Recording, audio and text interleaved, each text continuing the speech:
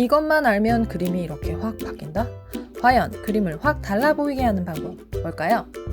환영합니다. 나나비입니다. 오늘은 꽃잎 한 장으로 그림을 확 달라 보이게 하는 노하우 알려드릴게요.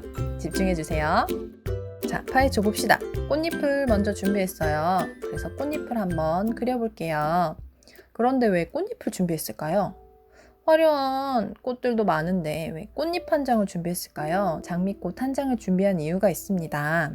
바로 화려한 물체들을 그릴 때는 모양이 화려하기 때문에 그 본질에 집중하기가 힘들어요. 그래서 겉의 형태를 잡다 보면 덩어리들을 대충 잡다 보면 그냥 그림이 어느 정도 완성돼 보이기 때문에 잘 그린 것 같은데 하고 그냥 넘어가실 수 있어요. 그렇지만 그림이 확 늘진 않습니다. 그러신 분들을 위해서 오늘 준비한 영상이에요. 이렇게 단순한 물체를 좀 더 본질적으로 깊이 파고들어서 입체적으로 좀 완성도 있게 그림을 한 번만 그려보신다면 그림이 확 늘 수 있습니다.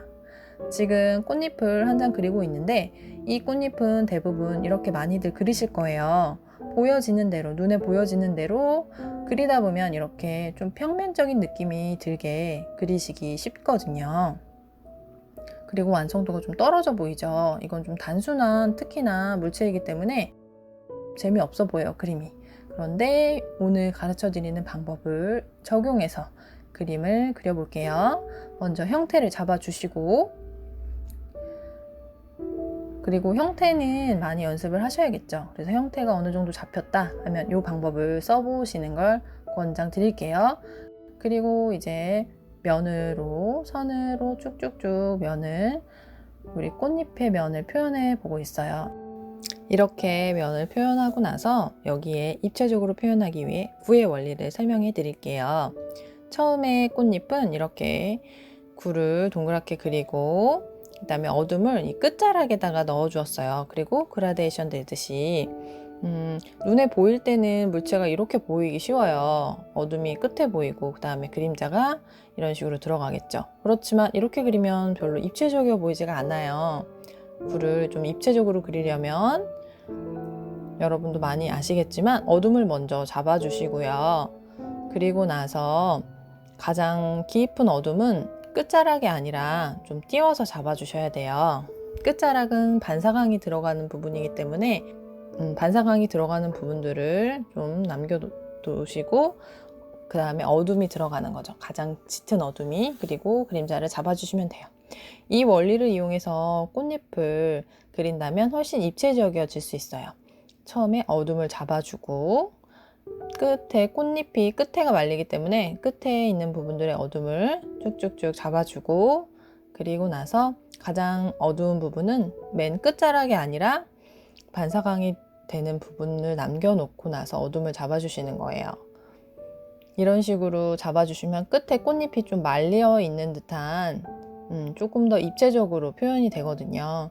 그리고 어둠을 잡아줄 때는 일률적으로 너무 획일화돼서 선을 써버리면 되게 부자연스러워 보이죠. 그래서 어둠을 잡아줄 때도 물체를 잘 관찰하셔서 좀 어두워 보이는 부분들, 포인트가 되는 부분들을 조금 더 깊게 어둡게 더 잡아주시는 거예요. 그리고 나서 밑에 그림자를 보여지는 대로 그림자를 좀 넣어주시면서 형태를 한 번씩 더 형태가 맞는지 보면서 그림자를 넣어주시면 돼요.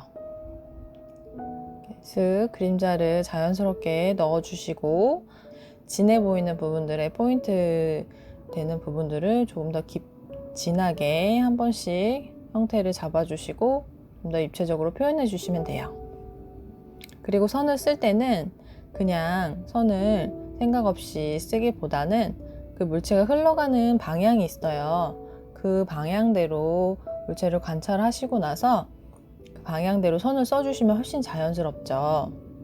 그리고 처음엔 눕혔다가 조금씩 더 묘사가 될수록 선을 세워서 연필을 세워서 그림을 그려주시면 되고 어둠을 조금씩 더 잡아주시고 또 진한 부분들은 더 진하게 점점점 더 진하게 묘사가 들어가면 돼요. 처음엔 흐리고 점점 진하게 이렇게 어둠을 잡아주시면 돼요.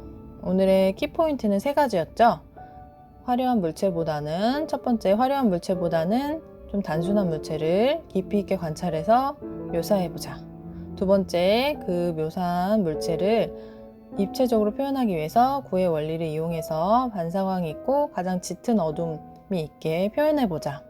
그리고 세 번째, 선을 쓸 때는 그 물체를 관찰해서 물체의 방향대로 선을 자연스럽게 써보자. 요 키포인트가 3가지였어요.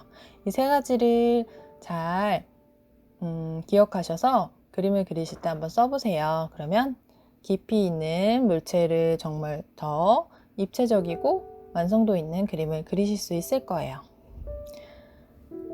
오늘의 영상이 도움이 되셨다면 좋아요 꾹, 구독 꾹 부탁드릴게요.